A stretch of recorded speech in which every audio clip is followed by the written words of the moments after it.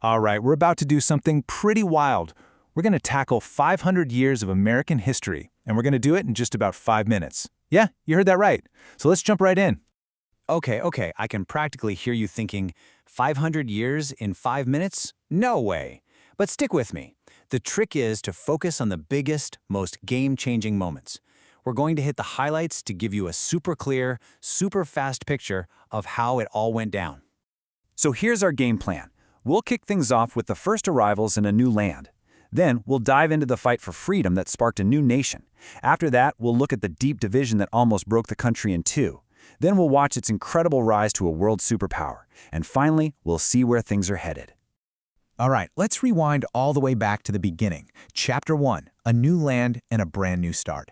This is really where the whole story of modern America gets its start.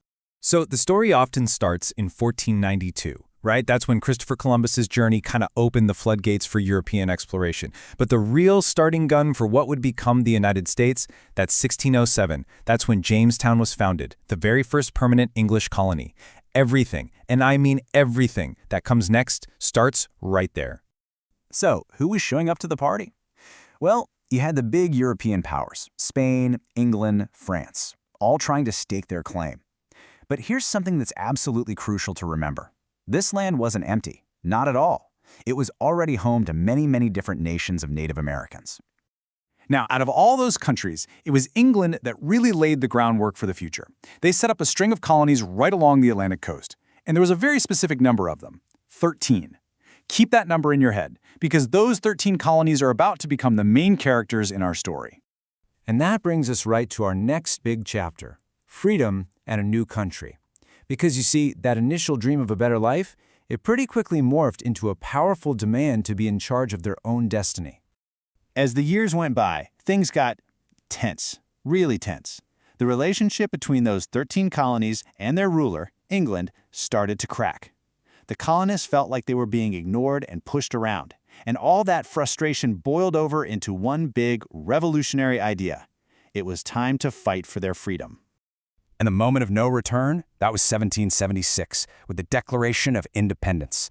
This document was so much more than just a complaint letter. It was a bold, loud announcement to the entire world that a new nation was being born, whether England liked it or not. Of course, you can't have a revolution without a leader. And for the American colonies, that leader was George Washington. I mean, think about it. His job was to lead a brand new, ragtag army against one of the most powerful empires on Earth. His leadership was absolutely critical in the tough war that was to come. And it was a long, brutal fight. The war lasted from 1775 all the way to 1783. But against the odds, the colonies won. And the grand prize? The United States of America was now officially on the map as its own independent country. But, winning your freedom is one thing. Figuring out how to live with it is another. The nation's next great test wouldn't come from an outside enemy, but from within itself. Which brings us to Chapter 3.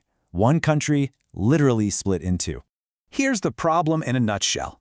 The country was basically split down the middle. In the North, industry was booming, and there was a growing movement to end slavery. But in the South, the entire economy, based on agriculture, relied completely on the labor of enslaved people. You can see how this was a recipe for disaster. It was a conflict that was bound to explode.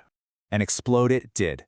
That deep division finally ripped the country apart, leading to the American Civil War, which raged from 1861 to 1865. The man at the helm during this storm, the president whose job it was to somehow stitch the nation back together, was Abraham Lincoln. The end of the war was transformative. It answered two huge questions that had been hanging over the country. First, would it survive as one nation? The answer was yes. And second, and most critically, slavery was finally officially abolished. So, with the nation whole again, the stage was set for something incredible. An explosion of growth and power that leads us right into our next chapter, the rise of a world superpower. It's hard to overstate how fast things changed then. In the late 1800s, bam! Factories and railroads popped up everywhere, building a massive economic engine. Then came the 20th century, and that power was put to the test, first in World War I, and then on an even bigger scale in World War II.